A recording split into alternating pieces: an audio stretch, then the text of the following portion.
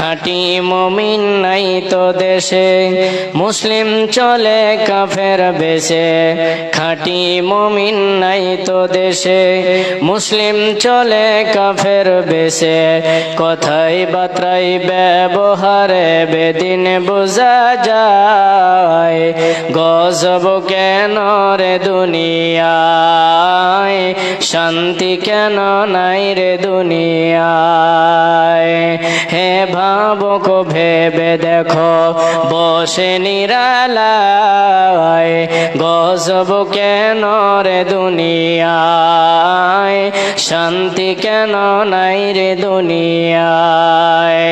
গজব কেন রে দুনিয়ায়, শান্তি কেন নাই রে দুনিয়ায়। মাথায় কাপড় দেয় না নারী, বুকে পিঠে দেয় না শাড়ি। মাথায় কাপড় দেয় না নারী, বুকে পিঠে দেয় না শাড়ি। বেহায়া বেশরম নারী চলে বেপরদায়, গজব কেন রে দুনিয়ায়, শান্তি কেন নাই রে দুনিয়ায়। হে ভাবুক ভেবে দেখো বসে নিরালায়, গজব কেন রে দুনিয়ায়, শান্তি কেন নাই রে দুনিয়ায়। লোক যায় কোর্ট কাছারিতে হাকিম সাপক বিচার পেতে। লোক যায় কোর্ট কাছারিতে সত্য বিচার পেতে। ঘুষ দিলে তোর খুনের দায়ে খালাস পেয়ে যায়, গজব কেন রে দুনিয়ায়, শান্তি কেন নাই রে দুনিয়ায়। হে ভাবুক ভেবে দেখো বসে নিরালায়, গজব কেন রে দুনিয়ায়, শান্তি কেন নাই রে দুনিয়ায়। জালেম অত্যাচারে যত জমির আইল কাটে কত। জালেম অত্যাচারে যত জমির আইল কাটে কত। পরের জমি ছোট করে নিজেরটা বাড়ায়, গজব কেন রে দুনিয়ায়, শান্তি কেন নাই রে দুনিয়ায়। হে ভাবুক ভেবে দেখো বসে নিরালায়, গজব কেন রে দুনিয়ায়, শান্তি কেন নাই রে দুনিয়ায়। গজব কেন রে দুনিয়ায়। আল্লাহ তাবারাক ওয়া তাআলা বলেন, ওহে পৃথিবীর বান্দারা তোমরা শোনো, তোমরা যদি আমার কাছে মুমিন বলে দাবি করতে চাও তাহলে তোমরা শুনে নাও, তোমার কাছে যে আমানতটাকে রাখা হয়েছে, তোমার কাছে যে আহাদটাকে রাখা হয়েছে, তোমার কাছে যে মালটা রাখা হয়েছে, তুমি ওই মালটাকে অমুক লোকের কাছে পৌঁছে দাও। ওর কাছে তুমি পৌঁছে দাও যে তোমাকে আমানত রাখতে দিয়েছিল। তাহলে এই আয়াত থেকে বোঝা গেল যে আপনার কাছে যদি কোনো আমানত রাখা হয়, আপনাকে যদি কোনো দায়িত্ব দেওয়া হয়, আপনাকে যদি কোনো আহাদ দেওয়া হয়, আপনি যদি কোনো আহাদ করেন, আপনি যদি কোনো ওয়াদা করেন, আপনি যদি কারোর সঙ্গে ওয়াদা করেন তাহলে ওই ওয়াদাটা আপনাকে পূরণ করতে হবে, নচেত আপনি মুমিন। আল্লাহ তাবারাক ওয়া তাআলা বলেন অন্য এক আয়াতে, একটা মুমিন, একটা বান্দা যদি মুমিন হতে চায়, একটা মানুষ যদি আমার কাছে উত্তম বান্দা বলে গণ্য হতে চায়, তার ভেতরে আমি 8খানা গুণ দেখে নিব রে। তার ভেতরে প্রথম নম্বরে আল্লাহ বলছেন এবং তোমরা ইবাদত করনে ওয়ালা হয়ে যাও। পৃথিবীর বান্দা বান্দিরা তোমরা ইবাদত করনে ওয়ালা হয়ে যাও। পৃথিবীর নারীরা তোমরা শোনো, তোমরা ইবাদত করনে ওয়ালি বন্দি হয়ে যাও। তাহলে ওদিকে আমরা শুনলাম, ওই আয়াতের ভিতরে থেকে পেলাম, যদি তোমার কাছে কেউ আমানত রাখে, কোনো মাল রাখে, যে ভাইজান আপনাকে এই মোবাইলটা দিলাম, এই মোবাইলটা দিলাম আমি কিছুদিন পর তোমার কাছে নেব, এটা হয়ে গেল আপনার কাছে আমানত, এটা হয়ে গেল আপনার কাছে আমানত। এই মোবাইলের এই আমানতের আপনাকে খেয়ানত করা লাগবে না, এইটাকে খুব সুন্দর করে রাখতে হবে, এই জিনিসটাকে খুব ভালোভাবে রাখতে হবে।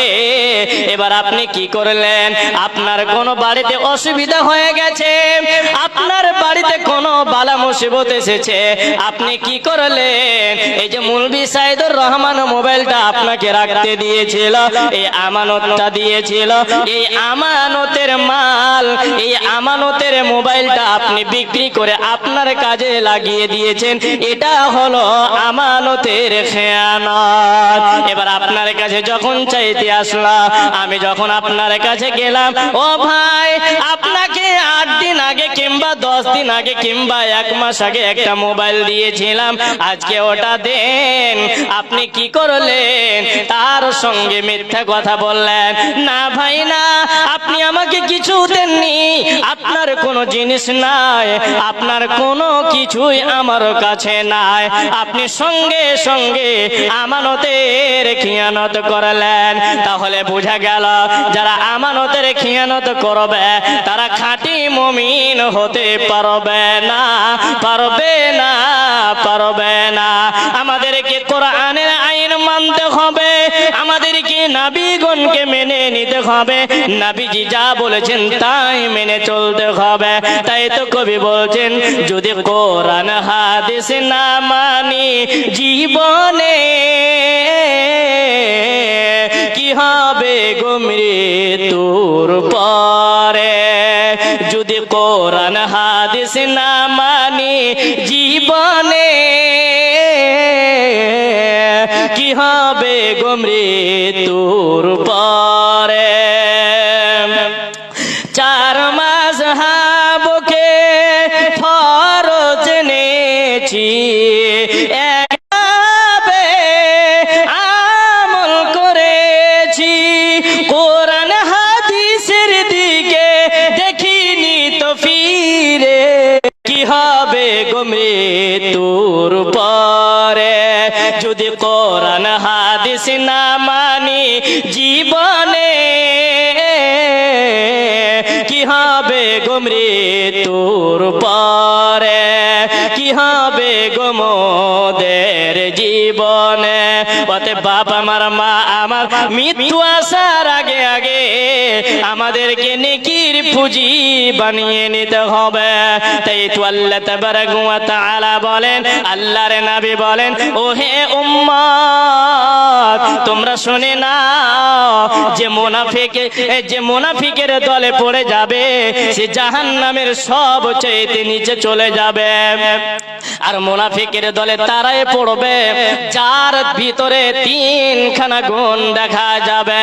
আর নবীজি বলেন, আয়াতুল মুনাফিকি সালাসা, 3টা গুণ, 3টা আলামত, 3টা জিনিস যদি কোনো মানুষের ভিতরে থাকে, কোনো নারীর ভিতরে থাকে, কোনো নরের ভিতরে থাকে, ছেলে হোক কিংবা পুরুষ, মেয়ে হোক না কেন এবং ছেলে হোক না কেন, দুইটা লোকের ভিতরে যদি, মেয়ের ভিতরে যদি আর পুরুষের ভিতরে যদি 3খানা গুণ দেখতে পাওয়া যায়, তাহলে ওই 3খানা গুণের মানে বুঝে নিতে হবে এটা হলো মুনাফিক। তার ভিতরে 1 নম্বর হলো ইযা হাদাসা কাযাবা, ওয়া 2 নম্বর হলো ওয়া ইযা ওয়া'আদা আখলাফা, ওয়া ইযা উতুমিনা খানা। 3 নম্বরে নবীজি বলছেন ওয়া ইযা উতুমিনা খানা।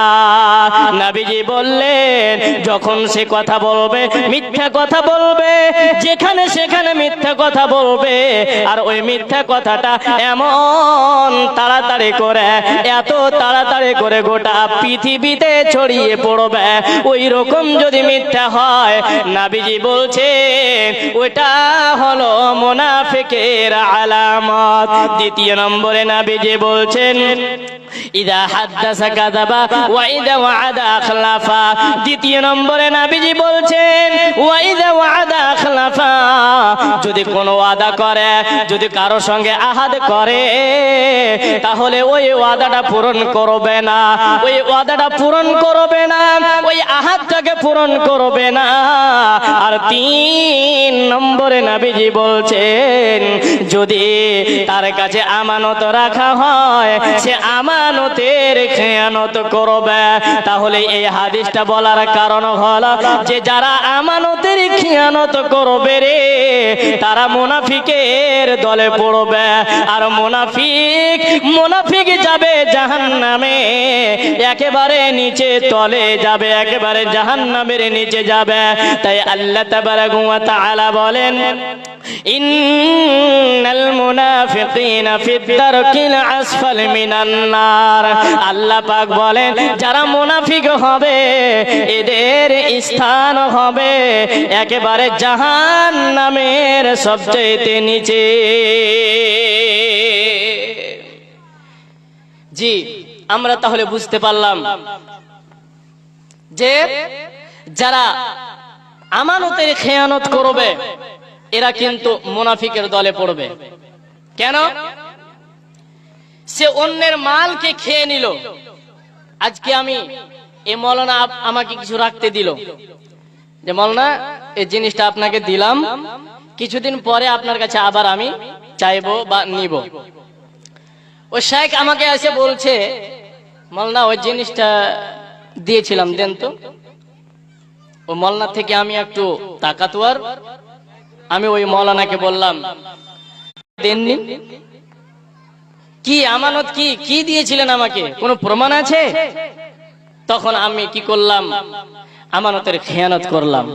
জি বাপজান আমার আজকে এই ক্যালেন্ডারিতে ভর্তি হয়ে আছে যার যতটুকু পাওয়ার রয়েছে, যে যত শক্তি দেখিয়ে, যে যত টাকার গরম দেখিয়ে নিজে খেতে পেল ওটাই নাকি আজকাল বড়। কিন্তু নবীজি স্পষ্ট ভাষায় বলছেন যে ওয়া উতুমিনা খানা, যে আমানতের খেয়ানত করবে সে মুনাফিকের দলে পড়বে। তাহলে আপনি আর আমি এবার বলেন যে আপনি আমি কোথায়? আপনি আমানতের খেয়ানত করছেন, আমি আমানতের খেয়ানত করছি কেমন করে? আল্লাহ পাক রব্বুল আলামিনের নবী বলেছেন এই আমানতের কথাগুলো বলতে গিয়ে যে নামাজ হচ্ছে আমানত।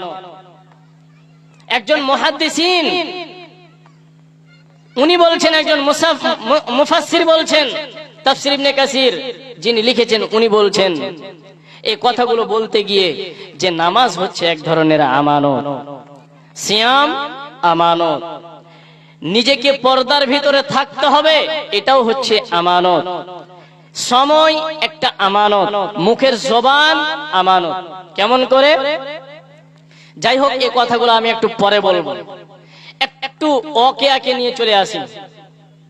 কি ওয়াকিয়া? আল্লাহর নবী সাল্লাল্লাহু আলাইহি সাল্লাম যখন মক্কাতে থাকতেন, আপনারা সকলেই কিন্তু ঘটনা জানেন। সেই ঘটনা খুব প্রাচীন পুরাতন, সেই ঘটনাটা আপনাদের সামনে একটু টেনে নিয়ে আসি। নবীজি যখন মক্কার জমিনে থাকতেন, নবীজি যখন মক্কার জমিনে থাকতেন, ওই মক্কার জমিনে থাকাকালীন আল্লাহর নবীকে কাফেররা অনেক জ্বালাতন করত, অনেক রকম ভাবে জ্বালাতন করত। এই জ্বালা সহ্য না করতে পেরে এক পর্যায়ে নবী আমার মক্কা ছেড়ে মদিনার বুকে রওনা দেবেন। এবার আর জ্বালা সহ্য করতে পারছেন না, এবার মক্কা নগরীকে ছেড়ে মদিনার দিকে রওনা হবেন। কার সঙ্গে রওনা দিবেন, কার সঙ্গে নবীজি যাবে? করে টেনশন হয়ে গেল। এক পর্যায়ে নবী আমার বললেন, রে আবু বকর, আমাকে এখন মক্কা ছেড়ে যাওয়া লাগবে। যেই দিন এই কথা নবীজি আবু বকরকে বললেন, আবু বকরের আর চোখে ঘুম আসে না। এমন সচেতন হয়ে থাকলেন আবু বকর। যখন রাত্রি হয়ে যায়, আবু বকর কি করলেন, দরজাতে পিঠ লাগিয়ে দাঁড়িয়ে দাঁড়িয়ে ঘুমাচ্ছেন। কেন ঘুমাচ্ছেন বাপ আমার, একটু শ্রবণ করেন। এই কারণে ঘুমাচ্ছেন পিঠ লাগিয়ে, যে কখন জানি নবী আসবে আর আমাকে ডাক দেবে। আমি যদি এই ডাকের সাড়া না দিতে পারি, যদি দেরি হয়ে যায়, হতে পারে কাফেরেরা কোন দিক থেকে নবীজিকে আক্রমণ করে ফেলবে। তাই আমি সেই দিন থেকে আর বিছানাতে ঘুমাই না। আমি ঘুমাই দরজাতে পিঠ লাগিয়ে ঘুমায়, যাতে করে নবীজি এসে একবার যদি আমাকে ডাক দেয় আবু বকর, তাহলে ওই ডাকে আমি সাড়া দেব। নবীজি এলেন। আসার পরে আবু বকরের বাড়িতে এলেন। এইরকম করে ঠক ঠক ঠক ঠক করে দরজায় আওয়াজ দিলেন। আওয়াজ দিতেই দিতে আবু বকর চট করে দরজা খুলে দিলেন। আর নবীজি বললেন, আশ্চর্য ব্যাপার আবু বকর, তুমি কি ঘুমাচ্ছিলে না? আমি একবার শুধু আমি আওয়াজ দিলাম আর সঙ্গে সঙ্গে তুমি আমার ডাকের সাড়া দিলে। এবার আবু বকর বলছে, নবী গো, আপনি আমাকে ডাক দিবেন আর আমি ঘুমাবো, এটা আমি পছন্দ করি না। হয়তো এটা বেইজ্জতি হবে, আর না হয় কাফেররা আপনাকে আক্রমণ করবে। তাই আমি বিছানায় ঘুমাচ্ছিলাম না, আমি দরজাতে পিঠ লাগিয়ে দাঁড়ায়া দাঁড়ায়া ঘুমাচ্ছিলাম। আরো অনেক লম্বা ঘটনা। এক পর্যায়ে নবীজি আবু বকরকে নিয়ে চলে গেলেন, আর আল্লাহর নবী তার জামাই হযরতে আলীকে রেখে চলে গেলেন। আর বললেন, রে আলী, আমি তোমাকে রেখে গেলাম, তুমি সুন্দরভাবে এখানে থাকবে, কোনো ভয় করবে না। লা তাহজান, কোনো তুমি ভয় করবে না। একমাত্র আমাদের সঙ্গে আমাদের রব রয়েছে, অতএব তুমি এখানে সুন্দরভাবে থাকো। আর কাফেররা যদি আসে, তাদের যেগুলো মাল ধন আসবাবপত্র এখানে আছে, তুমি তাদেরকে সুন্দরভাবে বুঝিয়ে দিও। এই ঘটনাটা কেন বললাম একবার শোনেন। নবীজি কাফেরের যেগুলো মাল রেখেছিলেন সেগুলো আত্মসাৎ করলেন না। এবার আমি আপনাকে বলতে চাই, একটা হিন্দু যদি, একটা মুশরিক যদি, একটা মুনাফিক যদি, একটা বেদিন লোক আপনাকে আমানত রাখতে দেয়, তারপরেও সেটাকে আত্মসাৎ করা যাবে না। কারণ নবীজি আলীকে বললেন, রে আলী, ওদের মালগুলো তুমি তাদেরকে দিয়ে দেবে। এই করে করে হযরতে আবু বকর এবং নবী সাল্লাল্লাহু আলাইহি ওয়াসাল্লাম একসঙ্গে চলে গেলেন, বিদায় নিয়ে নিলেন, মক্কা থেকে মদিনা চলে গেলেন। এখানে আমরা শিক্ষা কি পেলাম? এই ঘটনাটা বলার কারণ হচ্ছে এটাই, কি আল্লাহ পাকের নবী সাল্লাল্লাহু আলাইহি ওয়াসাল্লাম উনি মুশরিকদের মালগুলো খেলেন না, তাদেরকে দিয়ে দিলেন। সেগুলো আমানত স্বরূপ আলীকে বললেন, আলী, আমি চলে গেলাম, তুমি এখানে থাকো, তারা আসবে, তারাকে তুমি মালগুলো বুঝিয়ে দেবে।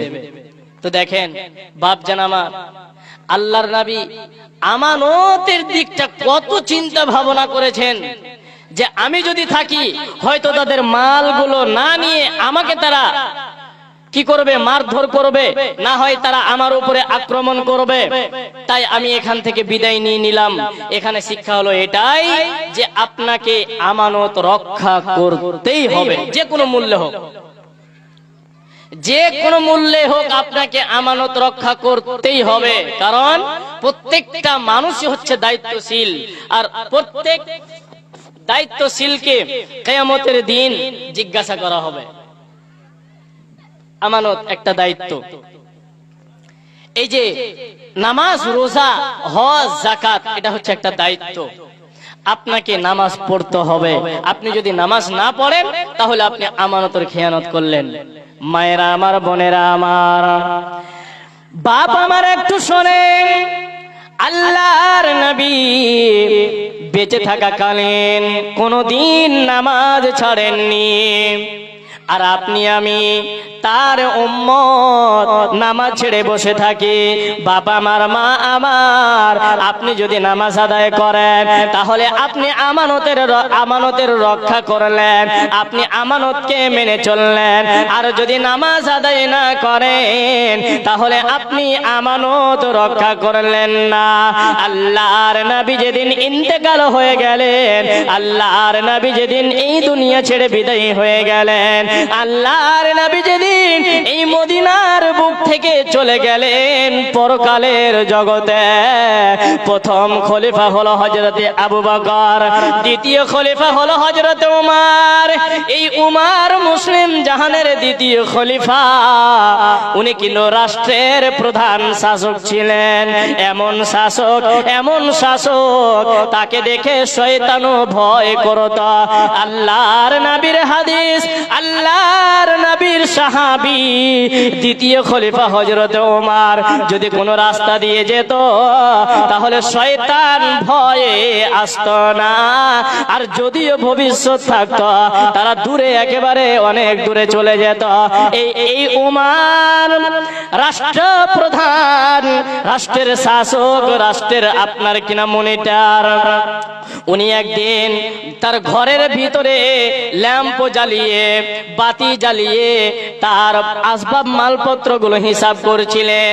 হিসাব করতে করতে এক পর্যায়ে একটা লোক চলে আসলো, এসে বলল, রে ওমর, আপনি একটু দরজা খুলুন।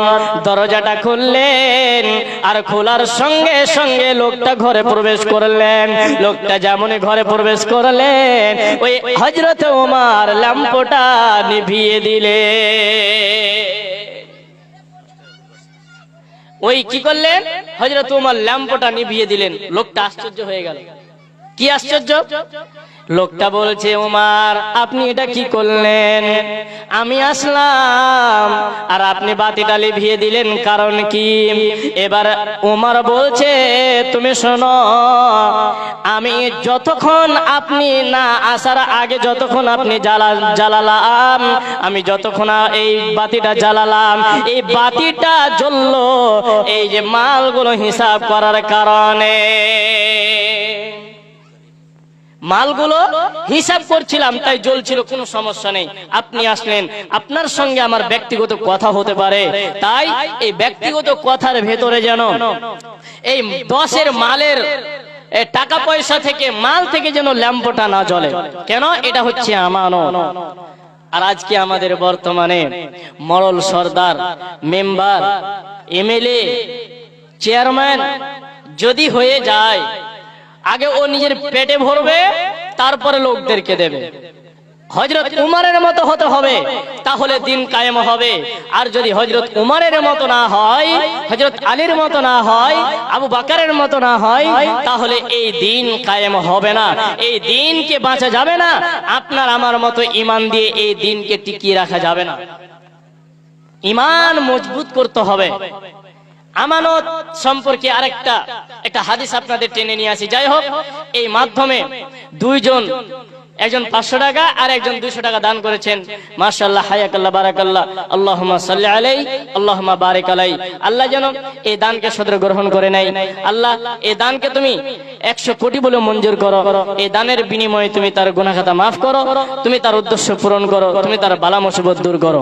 জি, বলছিলাম যে আল্লাহর নবী সাল্লাল্লাহু আলাইহি সাল্লামকে একটা লোক জিজ্ঞাসা করছে, আল্লাহর নবী, এই দুনিয়া কখন ধ্বংস হবে? এই দুনিয়া কখন শেষ হবে? কিয়ামত কখন হবে? নবীজি তার কথাটা শুনলেন, শোনার পর বলছেন, এই দুনিয়াটা তখনই ধ্বংস হবে, এই দুনিয়াটা তখনই শেষ হবে যখন দেখবে আমানতের খিয়ানত হচ্ছে। লোকটা বুঝতে পারছে না আমানতের খিয়ানত কি, লোকটা বুঝতে পারছে না। নবীজিকে বলছেন, ওগো নবী আমার, আমানতের খিয়ানত তো বুঝলাম না, খিয়ানত কি বুঝলাম না, একটু বুঝিয়ে দেন। নবীজি বললেন, তুমি শোনো, যখন দেখবে যে মরল সরদার পাওয়ার হক, যে মরল সরদার পাওয়ার যোগ্য, যে সরকার হওয়ার যোগ্য, এমএলএ হওয়ার যোগ্য, যে ইমাম হওয়ার যোগ্য, সে না হয়ে যখন অন্য কেউ হবে, মূর্খরা হবে, যখন আপনার শয়তানেরা হবে, তখন জেনে নেবে দুনিয়া আর বেশি দিন টিকবে না, কিয়ামত হয়ে যাবে। আল্লাহর নবীকে আবারও জিজ্ঞাসা করেছে, ওগো আল্লাহর নবী, সেটা কি করে বুঝবো? আল্লাহর নবী আবার বলছেন, যখন গচ্ছিত আমানতের খেয়ানত হবে, বুঝে নিবে তুমি, এই তখনই বুঝে নিবে কিয়ামত আর বেশি দূরে নয়, কিয়ামত নিকটে চলে এসেছে।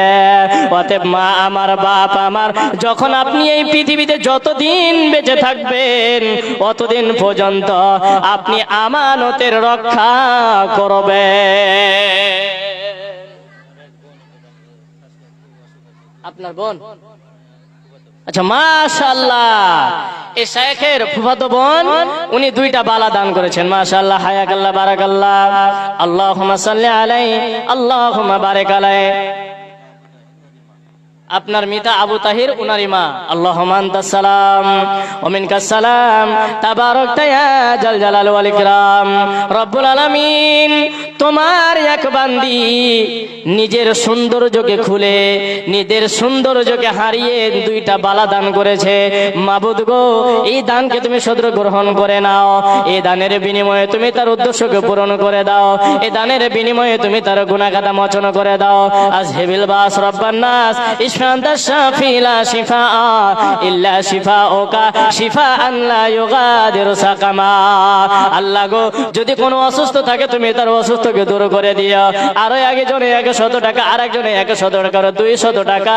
আল্লাহ তুমি ঘোরতর ভাগ্যের জায়গা, যে উদ্দেশ্যে যে নিয়তে করিয়াছেন দান, উদ্দেশ্য পূরণ করো তুমি রহমান।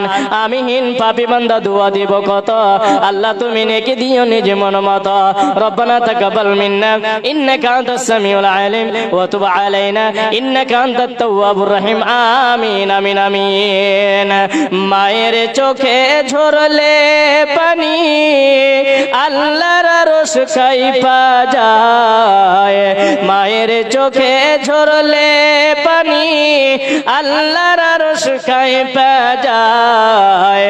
কান্দে না যেন মায়, কান্দে না যেন মায়। সন্তানের জন্য মায়ে করলে মুনাজাত, ফিরাতে পারেন না প্রভু মায়ের দুটি হাত। সন্তানের জন্য মায়ে করলে মুনাজাত, ফিরাতে পারেন না প্রভু মায়ের দুটি হাত। সেই মায়ের কষ্ট কেহ মায়ের পায়ের নিচে জান্নাত, এই কথাটা ভুল না। কান্দে না যেন মায়, কান্দে না যেন মায়। মায়ের চোখে ঝরলে পানি আল্লাহর আরশ কাঁইপা যায়, মায়ের চোখে ঝরলে পানি আল্লাহর আরশ কাঁইপা যায়। কান্দে না যেন মায়, কান্দে না যেন মায়।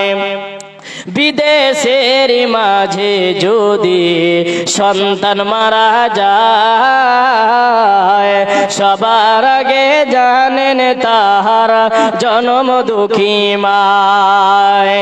বিদেশের মাঝে যদি সন্তান মারা যায়, সবার আগে জানেন তাহার জন্ম দুঃখী মায়। সেই মায়ের কষ্ট কেহ, সেই মায়ের কষ্ট কেহ দিও না এই দুনিয়ায়। কান্দে না যেন মায়, কান্দে না যেন মায়। মাশাআল্লাহ, হায়াকাল্লাহ, বারাকাল্লাহ, আল্লাহুম্মা সাল্লি আলাইহি, আল্লাহুম্মা বারিক আলাইহি। রব্বুল আলামিন তোমার এক ছোট্ট বান্দা 100 টাকা দান করেছে। আল্লাহ গো, এই 100 টাকাকে তুমি 100 কোটি বলে মঞ্জুর করে নাও। আল্লাহুম্মা সাল্লি আলাইহি, আল্লাহুম্মা বারিক আলাইহি। আমিন আমিন আমিন। তো আমি বিষয়ের উপর আলোচনা করছিলাম, যে বিষয় সেটা নাম হচ্ছে কি আমানত। তাহলে সরকারি যারা চাকরি করছে, একটা হচ্ছে আমানত। কেমন? যারা মাদ্রাসায় পড়ায় শিক্ষক, তারা আমানতে নিয়েই পড়াচ্ছে, তাদেরকে খিয়ানত করতে হবে না। কেমন করে? এখন মনে করেন আমি একটা ক্লাসে আছি, ক্লাসে 10 জন ছাত্র বা ছাত্রী আছে, আমি এমনি মাদ্রাসা ফাঁকি দিয়ে দিলাম, এমনি স্কুলে গেলাম না, আমার কোনো কারণ নেই, বিনা কারণে আপনি মাদ্রাসা গেলেন না, এই সময়টার আপনাকে হিসাব দেওয়া লাগবে। কেন? ছাত্র আপনি পড়াবেন, বিনা কারণে আপনি গেলেন না, ওই ছাত্রটা ওই ক্লাস থেকে বঞ্চিত থাকলো, তাহলে এর ব্যাপারে আপনাকে আমাকে হিসাব দিতে হবে। 2, এই যে ইমাম, যারা না মসজিদের ইমাম বা মাদ্রাসার সভাপতি সেক্রেটারি, এগুলো হচ্ছে আমানত। আজকে আমরা যদি মডলের দায়িত্বটা হাতে পেয়ে নিই, তাহলে আপনার আমার পার্শ্বে বসে থাকা যায় না। এরকম হয় না? হয়। তাই আল্লাহ তাবারাক ওয়া তাআলা বলেন, ইন্নাল্লাহা ইয়া'মুরুকুম আন তুআদ্দুল আমানাত। আল্লাহ তাবারাক ওয়া তাআলা বলেন, অবশ্যই রে বান্দা, আমি তোমাদেরকে নির্দেশ দিয়েছি যে তোমরা আমানতের মাল আমানত প্রাপ্যদের কাছে পৌঁছে দাও। যে আমানত পাওয়ার যোগ্য, যে আপনাকে আমানত রাখতে দিয়েছিল, তুমি তার কাছে তুমি ফিরিয়ে দাও। যদি আপনি না ফেরান, আপনি যদি নিজের কাছে রেখে দেন, তাহলে আপনি আমানতের খেয়ানত করলেন। আল্লাহর নবী বলেন, প্রত্যেকটা মানুষকে কিয়ামতের দিন ডাকা হবে আর জিজ্ঞাসা করা হবে, তুমি ছিলে দায়িত্বশীল। প্রত্যেকটা দায়িত্বশীলকে কিয়ামতের দিন ডাকবে। এবার আপনাকে বলে, যারা মাওলানা তারা শুধু দায়িত্বশীল নয়, যারা মাদ্রাসার সেক্রেটারি তারা শুধু দায়িত্বশীল নয়, প্রত্যেক মানুষই হচ্ছে দায়িত্বশীল। কেমন করে? আমি হলাম দায়িত্বশীল, আমার যে স্ত্রী রয়েছে, আমার যে সন্তান সন্তানি রয়েছে, এর ব্যাপারে আমাকে জিজ্ঞাসা করা হবে, তাহলে আমি হলাম দায়িত্ব। আপনাকে জিজ্ঞাসা করা হবে, তোমার স্ত্রী ছিল, তোমার যুবতী মেয়ে ছিল, তোমার মা ছিল, তুমি এই করে তোমার স্ত্রীর, তোমার মায়ের, তোমার মেয়ে, তোমার ছেলের আজকে তুমি হিসাব দাও। তাই নবীজি বলছেন, প্রত্যেকটা মানুষই হচ্ছে দায়িত্বশীল, আর ওই প্রত্যেকটা দায়িত্বশীলকে কিয়ামতের দিন আল্লাহ পাক ডাকবে আর বলবে, তোমার দায়িত্বের তুমি হিসাব দাও। প্রত্যেকটা দায়িত্ব।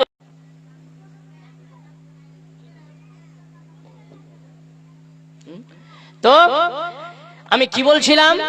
আল্লাহর নবী বলছেন যে প্রত্যেকটা মানুষ হচ্ছে কি দায়িত্বশীল, আর প্রত্যেকটা দায়িত্বশীলকে কিয়ামতের দিন ডাকা হবে আর বলবে যে তুমি তোমার যুবক বয়সের হিসাব দাও, তুমি তোমার বয়স্ক প্রাপ্তকালের সময়টার হিসাব দাও করে করে, একটা সেকেন্ড, 2টা সেকেন্ড, এই করে করে আপনাকে আমাকে হিসাব দিতে হবে। কেউ রেহাই পাবে না। মা বোন, আপনারা হচ্ছেন দায়িত্বশীল। কেমন করে? আপনার ছেলেকে ভালোভাবে গড়ে তুলতে হবে। আপনি আপনার ছেলেকে কোলে নিয়ে আছেন আর শিখাচ্ছেন টাটা বাই বাই। কেউ যাচ্ছে, টাটা দাও, টাটা চলবে না। আপনাকে দিতে হবে কি শিক্ষাটা? কি দিতে হবে?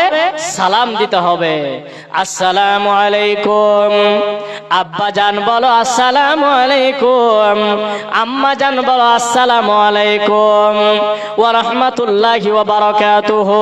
কারণ আপনার কোলে যে সন্তান সন্তানি রয়েছে, ওই আপনার সন্তান সন্তানিকে ভালো শিক্ষা দিতে হবে, ভালো কথাগুলো শেখাতে হবে। এটা হলো আপনার আমানত। আপনি 2 বছর দুধ পান করাবেন, এটা হলো আপনাকে আমানত দেওয়া হয়েছে। আপনি আমানতের খেয়ানত কখনোই করবেন না, নচেত আপনাকে কিয়ামতের দিন কাঠগড়ায়, কিয়ামতের কাঠগড়ায় আপনাকে হিসাব দিতে হবে। আমরা কি বলি? হ্যালো, আসসালামু আলাইকুম বাদ দিয়ে tata bye bye, good night, good afternoon বলি। মা আমার, বাপ আমার, এগুলো সন্তানকে শিখা যাবে না, এগুলো বলা যাবে না। আপনি শিক্ষাটা দেবেন আসসালামু আলাইকুম ওয়া রাহমাতুল্লাহ। এইখান থেকে যদি আপনার ছেলেকে আপনি শিক্ষা দেন, আপনার মেয়েকে যদি আপনি শিক্ষা দেন, তাহলে কোন জায়গায় গিয়ে বলবে আসসালামু আলাইকুম ওয়া রাহমাতুল্লাহ, ওইখান থেকে আপনিও দোয়া পাবেন। আপনি কেমন করে দোয়া পাবেন? আপনাকে দোয়া দেবে কার? এই ছেলেটা এত সুন্দর করে শিক্ষা দিয়েছে। গুড নাইট, হ্যালো পাপা এগুলো কিছুই বলে না, টাটা এগুলো কিছুই বলে না, আসসালামু আলাইকুম এই করে করে আপনিও দোয়া পাবেন। অতএব মা আমার, বাপ আমার, আপনি আপনার ছেলেকে, আপনি আপনার মেয়েকে সুশিক্ষিত করে গড়ে তুলবে। আজকে আমরা দেখতে পাচ্ছি, যখন কেউ যাচ্ছে কোনো বাইরে তো বলছে টাটা দাও, টাটা। জি, মৌলানা তাফাজ্জুল উনি 500 টাকা দান করেছেন। মাশাআল্লাহ, হায়াকাল্লাহ, বারাকাল্লাহ। আল্লাহুম্মা আনতাস সালাম ওয়া মিনকাস সালাম, তাবারাকতা ইয়া জাল জালাল ওয়াল ইকরাম। রব্বুল আলামিন, তোমার এক আলেম বান্দা 500 টাকা দান করেছে। আল্লাহ গো, এই 500 টাকাকে তুমি 500 কোটি বলে মঞ্জুর করে নাও। আরো একজন কে জানে কিছুক্ষণ আগে 100 টাকা, আল্লাহ তুমি ঘোরাধর ভাগের জায়গা। রাস্তা পথে চলতে চলতে কত অ্যাক্সিডেন্ট হয়, সেই অ্যাক্সিডেন্ট হতে আল্লাহ বাঁচা বড় দায়। উদ্ধারিয়া নিও তুমি প্রভু দয়াময়।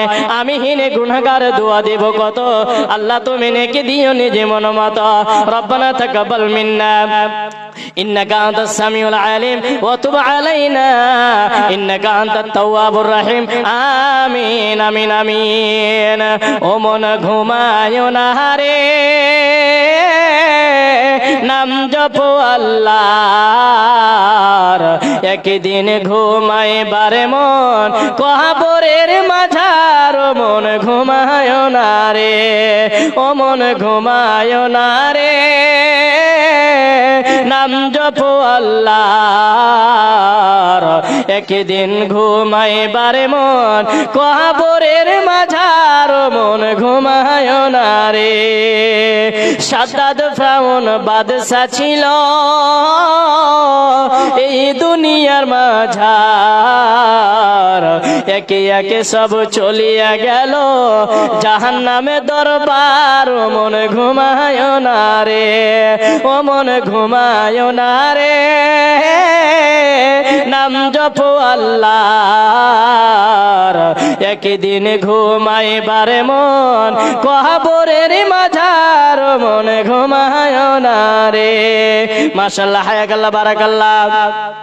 তোমার একজন ছোট্ট বান্দি 100 টাকা দান করেছে। আল্লাহ গো, এই 100 টাকাকে তুমি 100 কোটি বলে মঞ্জুর করা। তোমার আরেক যুবক বান্দা 200 টাকা। আল্লাহ তুমি ঘোরতর ভাগ্যের জায়গা। রাস্তা পথে চলতে চলতে কত অ্যাক্সিডেন্ট হয়, সেই অ্যাক্সিডেন্ট হতে আল্লাহ বাঁচা বড় দায়। উদ্ধার ইয়া নিয়ে তুমি প্রভু দয়াময়। এ দানে আল্লাহ তুমি করো গো কবুল, মাফ করে দিও তার জীবনের ভুল। রব্বানা তাকাব্বাল মিন্না ইন্নাকা আনতাস সামিউল আলিম ওয়া তুব আলাইনা ইন্নাকা আনতাত তাওয়াবুর রহিম। আমিন আমিন আমিন। মায়েরা আমার, বোনেরা আমার, আপনারা মাগরিবের আগে মাওলানা হযরত আলীর কাছে অনেক দান করেছেন, আমি শুনতে পেয়েছি। তো যাই হোক, আপনারা অনেক দান করেছেন আলহামদুলিল্লাহ। আর আপনাদের সামনে উনি আবারও আসবেন। মাওলানা হযরত আলী উনি আবারও আসবেন। কে দিল এটা? তাফাজুল হক বাগিলা। মাশাআল্লাহ, হায়াকাল্লাহ, বারাকাল্লাহ। আল্লাহুম্মা আনতাস সালাম ওয়া মিনকাস সালাম, তাবারাকতা ইয়া জাল জালাল ওয়াল ইকরাম। তাফাজুল বাগিলা থেকে 500 টাকা। আল্লাহ তুমি ঘোরাতর ভাগ্যের জায়গা। 500 টাকা দিয়ে গেল এই মাদ্রাসা বানাতের নামে। মনে বড় আশা ছিল, ছিল কিনা নাহি ছিল, দানে বোঝা গেল। এই দান আল্লাহ তুমি করো গো কবুল। যে উদ্দেশ্যে যে নিয়তে করিয়াছেন দান, উদ্দেশ্য পূরণ করো তুমি রহমান। আমি হিনে গুনাহগার বান্দা দুয়া দিব কত। আল্লাহ তুমি নেকি দিও নিজ মন মত। রব্বানা তাকাব্বাল মিন্না ইন্নাকা আনতাস সামিউল আলিম ওয়া তুব আলাইনা ইন্নাকা আনতাত তাওয়াবুর রহিম। আমিন আমিন আমিন। তো আপনাদের কাছে একটু আমি রিকোয়েস্ট, যে এই যতগুলো আছেন মায়েরা আমার, বোনেরা আমার, 2টা বালা আমি পেয়েছি। আর 2টা বালা, অর্থাৎ একজন মা কে আছেন আল্লাহর বান্দি, জান্নাত জানেওয়ালি। কোন আল্লাহর বান্দি আছেন যে একটা হাতের বালাগুলো খুলে দেবেন? একটা পেয়েছি আর একটা চাইছি। কোন আল্লাহর বান্দি আছেন আল্লাহর ওয়াস্তে এই বানাতকে ভালোবেসে, এই নবীর কোরআন এবং আল্লাহর কোরআন এবং নবীর হাদিসের যে শিক্ষা হয়, এই শিক্ষাকে ভালোবেসে কোন আমার মা আছেন, বোন আছেন, একটা শুধু বালা দান করবেন? কোন মা আছেন যে মাওলানা এটা দিলাম, একটু আমার জন্য প্রাণ খুলে দোয়া করেন? আবারও কালকে সালমারি বিলাসপুর ওখানে প্রোগ্রাম আছে। যাই হোক, এরকম করে আমাদেরকে চালাতে হয়। মায়েরা আমার, বোনেরা আমার, একটা বিনীত অনুরোধ যে আপনারা কেউ একজন হবেন না, একটা বালা। আপনারা হয়তো আমাকে দেখেছেন, আমার বাড়ি খুব বেশি দূরে নয়, আপনাদেরই পড়োশি। যদি আমি পরিচয় দিই আপনারা চিনে ফেলবেন। যাই হোক, লাস্টের দিকে যখন নামবো তখন পরিচয়টা দেব। আপনাদেরকে আবারও বলছি, যদি কেউ আপনারা থাকেন দেনেওয়ালা, তো আমার হাতে দেন। মাওলানা হযরত আলী আসবেন, আপনাদেরকে বয়ান শোনাবেন। আপনারা এদিক ওদিক যারা ছিটিয়ে আছেন, আপনারা একটু তাড়াতাড়ি করে আসেন। খুব দুঃখ লাগে, কেন জানেন? কিভাবে বলবো আমি বুঝতে পারছি না। এত সুন্দর একটা মাহফিল, কোরআন এবং হাদিসের কথা হয়, এখানে প্যান্ডেল খালি, বুঝতে পারছি না। তো আপনি বলেন এটা ইমানের দুর্বলতা না কিসের? ইমানের দুর্বলতার কারণে আজকে বাজারে আপনি ঘুরছেন এই প্যান্ডেল ছেড়ে। কালকে এই প্যান্ডেল পাবেন না, বাজারটা পাবেন যদি আপনি বেঁচে থাকেন। আপনি যদি বেঁচে থাকেন তাহলে এই মাহফিল কালকে এতক্ষণে পাবেন না, কিন্তু বাজারটা আপনি পাবেন। প্রত্যেকদিন বাজার ঘুরছেন, তাও আপনার জি ভরে না। ভাই আমার, বাপ আমার, একটু আসুন, দিনের দিকে আগিয়ে আসুন, দিনের দিকে আগে বাড়ুন। নবী সাল্লাল্লাহু আলাইহি ওয়াসাল্লাম যখন যুদ্ধে যেতেন, তখন কোনদিন বয়স্ক লোকদেরকে নিতেন না, সব যুবক, যাতে করে তারা বেশি ওই জিহাদের ময়দানে লড়তে পারে, যাতে করে তারা দিনের খাতিরে বেশি বেশি করে শক্তি দিয়ে, তারা শক্তি প্রয়োগ করে যেন তারা নিজের জীবন দিতে পারে। আল্লাহর নবী সাল্লাল্লাহু আলাইহি সাল্লাম বেশিরভাগই যুবকদেরকে নিতেন। মৃত্যু আসার আগে আগে আপনাকে নেকি হবে। কিছুক্ষণ আগে আমি আপনাদের সামনে দুইটা আয়াত তেলাওয়াত করেছিলাম, ফামাইয়ামাল মিসকালা যাররাতিন খায়রান ইয়ারা ওয়া মাইয়ামাল মিসকালা যাররাতিন শাররান ইয়ারা। আল্লাহ পাক রব্বুল আলামিন বলেন, রে পৃথিবীর বান্দা, তোমরা যদি পৃথিবীর বুকে সরিষা দানা পরিমাণ বুরাই করে থাকো, গুনার কাজ করে থাকো, সেটাও কিয়ামতের দিন তুমি দেখতে পাবে। আর যদি সরিষা দানা পরিমাণ তুমি নেকির কাজ করে থাকো, সেটাও তুমি কিয়ামতের দিন দেখতে পাবে। আপনাকে কিতাব দেওয়া হবে, আপনাকে আমলনামা দেওয়া হবে, আপনাকে মার্কশিট দেওয়া হবে, কোন আমলে কত নাম্বার পেয়েছেন, কোন আমলে আপনি কতটুকু নেকি অর্জন করেছেন, এই করে করে আপনার সামনে আপনি দেখতে পাবেন। আর যদি আপনার গুনার পাহাড় বেশি হয়ে যায়, তাহলে আপনি জাহান্নামে চলে যাবেন। আল্লাহ পাক রব্বুল আলামিন বলেন, ফাআম্মা মান সাকুলাত মাওয়াজিনুহু ফাহুয়া ফি ঈশাতির রাদিয়া ওয়া আম্মা মান খাফফাত মাওয়াজিনুহু ফাউম্মুহু হাবিয়া ওয়া মা আদরাকা মা হিয়া নারুন হামিয়া। আল্লাহ তাবারাকা ওয়া তাআলা বলেন, কিয়ামতের দিন যার নেকির পাল্লা ভারী হবে সে জান্নাতে চলে যাবে, আর যার গুনার পাল্লা ভারী হবে সে জান্নাত থেকে বঞ্চিত থাকবে, তাকে জান্নাতে দেওয়া হবে না, তাকে জাহান্নামে নিক্ষেপ করা হবে। ওই জাহান্নামে কেমন? ওই জাহান্নামে এত গভীর, ওই জাহান্নামে এত গর্ত, এত খাল, এত নিচে যে একটা পাথর পড়তে সময় লাগে 70 বছর। একটা পাথর জাহান্নামের সবচাইতে নিচে পৌঁছাতে সময় লাগে 70 বছর। সাহাবীরা এরকম করে আল্লাহর নবীর সামনে বসে আছেন, নবীজি এইরকম করে নিয়ে বসে আছেন আর কোরআন এবং হাদিসের কথাগুলো বলছেন। বলতে বলতে বিকট আওয়াজ চলে আসলো। নবীজি বলছেন, সাহাবীরা রে তোমরা শোনো, তোমরা কি শুনতে পেলে আওয়াজ? সাহাবীরা বললেন, জি আল্লাহর রাসূল, আমরা আওয়াজটা কিন্তু শুনতে পেলাম। এত আওয়াজ, এত কঠিন আওয়াজ, এত জোরে বিকট শব্দ এসেছে, সাহাবীরা চমকে গিয়েছে। নবীজি বললেন, এই আওয়াজটা হলো ওই আওয়াজ আজ থেকে নিয়ে 70 বছর আগে একটা জাহান্নামের মুখে একটা বড়, বিরাট বড় পাথর ফেলা হয়েছিল। ওই পাথরটা পৌঁছাতে 1 নয় 2 নয় করে 1 2 করে 70 বছর আওয়াজ এসেছে। অতএব আমি ঘটনার উদ্ধৃতি বলতে চাই, রে যুবক ভাই, আজকে তুমি রাস্তায় সময় কাটাচ্ছ, আজকে তুমি বাজারে সময় কাটাচ্ছ, কিয়ামতের দিন বলবে, রে বান্দা, তোমাকে যুবক বয়স দিয়েছিলাম, 15 থেকে 40 বছর তোমাকে একটা সময় দিয়েছিলাম, ওই সময়টা কোথায় কেমন করে অতিবাহিত করেছো তুমি আজকে জবাব দাও। আপনি যদি নেকির কাজে ব্যয় করে থাকেন, তাহলে আপনি আল্লাহর সামনে বলবেন, রব্বুল আলামিন, আপনি আমাদেরকে যেটা আমানত দিয়েছিলেন সময়, ওই আমানতগুলো আমরা রক্ষা করেছি, ওই আমানতের আমরা খিয়ানত করিনি। এক এক করে আপনাকে কিয়ামতের দিন হিসাব দেওয়া লাগবে। এখন বর্তমানে কিছু যুবক ভাই বলে, আরে জান্নাত তো একদিন পাবোই পাবো। রে যুবক ভাই, তোমাকে আমি বলতে চাই, তুমি জান্নাত অত সহজে পাবে?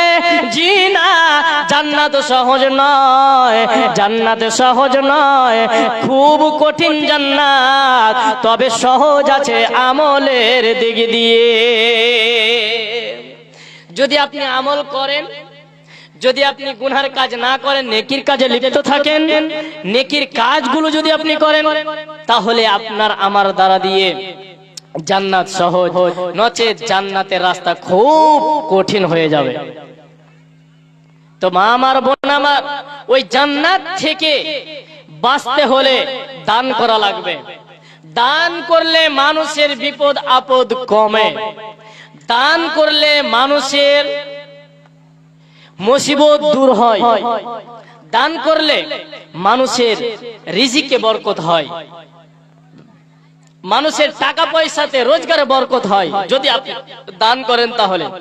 আর যদি টাকা থাকার পরও যদি আপনি দান না করেন, আপনার টাকায় বরকত দেবে না, আপনার মালে বরকত দেবে না।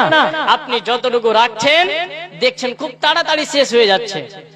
আর 100 টাকা থেকে আপনি 10 টাকা দান করেছেন, দেখছেন ওই 90 টাকাই ধরা আছে, এমনিতেই ধরা আছে। কেন? দান করলে মানুষের অসুখ বিসুখ কম হয়, এই কারণে টাকাতে বরকত হয়। এখন মনে করেন আপনি 100 কোটি টাকার মালিক, 100 কোটি টাকার মালিক, আপনাকে আল্লাহ এমন রোগ দিল, ওই রোগে সম্পূর্ণ টাকা শেষ। এবার আপনি বলেন আপনি ধ্বংস হলেন কি হলেন না? আপনার টাকা থাকা যখন ছিল তখন আপনি দান করলেন না, আর তখন আপনি দান করতে চাইছেন কিন্তু আপনার কাছে টাকা নেই। এই জন্য বলছি, মা আমার, বাপ আমার, আল্লাহর দিকে একটু এগিয়ে আসুন, আল্লাহর পথে একটু আগান। কোন আমার মা আছেন, একটু আমি আপনাদের কাছে আবদার করব যে একটা হাতের বালা পেয়েছিলাম, মানে 2টা। তো কোন আমার একজন মা আছেন যে নিজের স্বামীর জন্য বা নিজের মায়ের জন্য বা বাপের জন্য বা সন্তান আছে, সন্তানটা যেন আগামীতে একটা বড় আলেম হয়, আমার মেয়ে আছে যেন একটা ভালো ঘরে বিয়ে হয়, এই নিয়তে কোন আমার মা আছেন একটা বালাগুলো দান করবেন? মাশাআল্লাহ, হায়াকাল্লাহ, বারাকাল্লাহ। আল্লাহুম্মা আনতাস সালাম ওয়া মিনকাস সালাম, তাবারাকতা ইয়া জাল জালাল ওয়াল ইকরাম। রব্বুল আলামিন তোমার এক ছোট্ট বান্দে কিছুক্ষণ আগে 50 টাকা দান করেছে। আল্লাহ গো, এই দানকে তুমি 50 কোটি বলে মঞ্জুর করে নাও। আর এখন একজন মেয়ে তোমার একটা ছোট্ট বান্দে 100 টাকা দান করেছে। আল্লাহ গো, এই 100কে তুমি 100 কোটি বলে মঞ্জুর করে নাও। রব্বানা তাকাব্বাল মিন্না ইন্নাকা আনতাস সামিউল আলিম ওয়া তুব আলাইনা ইন্নাকা আনতাত তাওয়াবুর রহিম। আমিন, আমিন, আমিন। শেষ জামানা ও মুমিনা, শেষ জামানা ও মুমিনা, চিন্তা করে দেখো না, কিয়ামত কাছে এসেছে, আখেরি জামানা এসেছে। শেষ জামানা ও মুমিনা, চিন্তা করে দেখো না, কিয়ামত কাছে এসেছে, আখেরি জামানা এসেছে। আগকার মায়েরা সব পুরুষ দেখিলে, আগেকার মায়েরা সব পুরুষ দেখিলে, ঘোমটা টেনে লুকিয়ে গেত গাছের আড়ালে। বর্তমানের বোনেরা সব, বর্তমানের বোনেরা সব পুরুষ দেখিলে রাস্তা পথে ধাক্কা মেরে চলতেছে, আখেরি জামানা এসেছে।